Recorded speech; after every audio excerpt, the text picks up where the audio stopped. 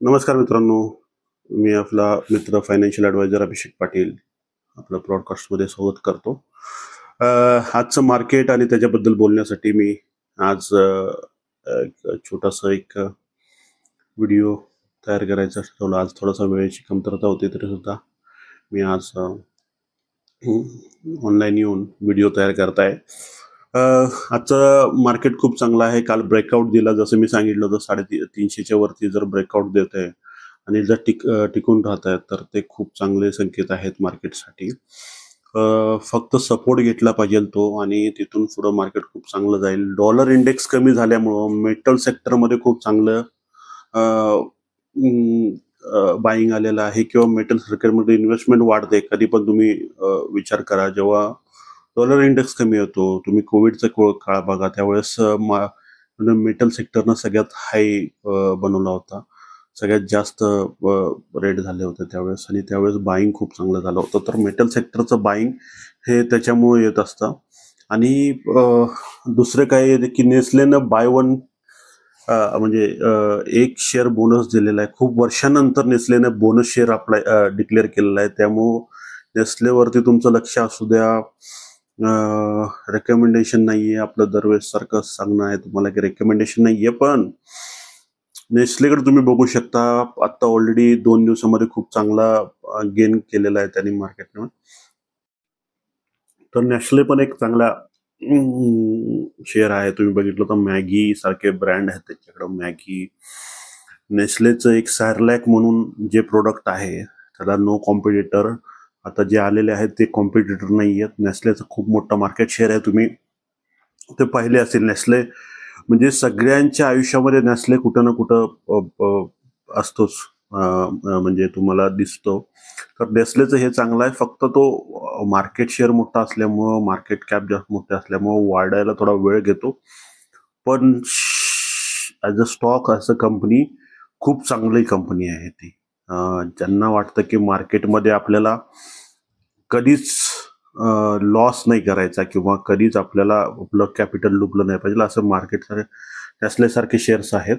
आणि आज सकाळी एका मित्राशी बोलताना एक गोष्ट लक्षात आली की लोक शेअर मार्केटला घाबरतात. का घाबरतात? त्याचं कारण खूप सिंपल आहे की कुठल्या तर मित्राने ऑप्शनमध्ये लॉस केलेला असतो. ऑप्शनमध्ये लॉस केलेला असतो तर ते बघून लोक म्हणतात की ह्याचे 15 लाख रुपये बुडाले, ह्याचे 40 लाख रुपये बुडाले, ह्याचे 20 लाख रुपये बुडाले. ही जी अमाऊंट असते ही ऑप्शनमध्ये असते. मला तर असं कोण दिसलं नाही की लॉंग टर्मसाठी शेअर मार्केटमध्ये आला आणि मल्टिपल डायव्हर्सिफिकेशन जर ट्रेंड ठेवलं तर शेअर मार्केटमध्ये बुडालेला माणूस मी बघितला नाही. कोण असेल तर कमेंट करा, नंबर द्या, मी बोलून घेतो, पर्सनली कॉल करतो त्या माणसाला की कसं काय झालं. कारण का जर तुम्ही मार्केट पडलं, जर तुम्ही 19ला आला असेल मार्केटमध्ये आणि 20मध्ये मार्केट पडलं कोविडच्या काळामध्ये आणि तुम्ही जर त्यावेळेस एक्झिट करताय तर सगळ्यात मोठी चूक आहे ती. सगळ्यात मोठी चूक आहे. पहिला तुमचे सगळं सेल्फ इंडिपेंडन्स करा. म्हणजे तुमच्याकडं इमर्जन्सी फंड तयार करा, बाकीचे फंड तयार करा किंवा रिस्क घेण्याची कॅपॅसिटी असेल. जर ज्याचं एज कमी आहे त्याचं जर रिस्क घेण्याची कॅपॅसिटी असेल तर त्यांनी मार्केटमध्ये येऊन बाकीच्या गोष्टी जसं हेल्थ इन्शुरन्स, टर्म इन्शुरन्स घ्या. सगळ्यात पहिला असतं हेल्थ इन्शुरन्स, टर्म इन्शुरन्स. कर्जबाजारी लोकांमध्ये मी पाहिलं की हेल्थचे इश्यूज जे आलेले आहेत त्याच्यामुळे सगळ्यात जास्त कर्जबाजारी झालेले आहेत लोक. त्यांना फंडची गरज पडते. तर ह्या दोन गोष्टी घेऊन तुम्ही मार्केटमध्ये येऊ शकता. लॉंग टर्म्समध्ये मार्केटमध्ये थांबा. कोविडची सिच्युएशन सांगितली तर कोविडच्या सिच्युएशन नंतर मार्केट डबल वाढलं.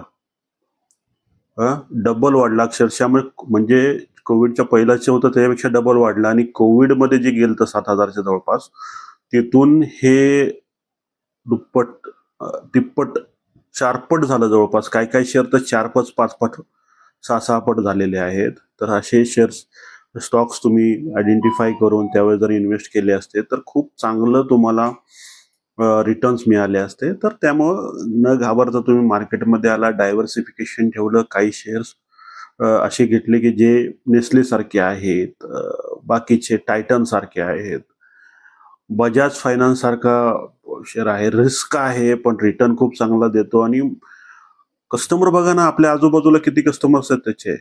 कस्टमर्सच एवढे आहेत.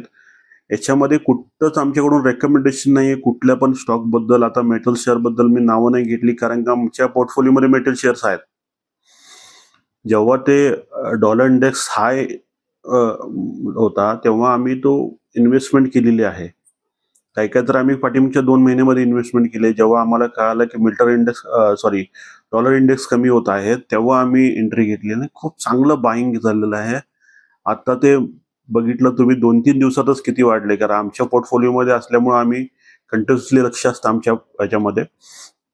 आणि आमच्या क्लायंट्सला पण आम्ही हे सगळं सांगतो. क्लायंट्सला ज्या दिवशी इंटरेस्ट रेट कमी करायला चालू केलं, फेडने केलं पहिला, त्यानंतर RBIने केलं.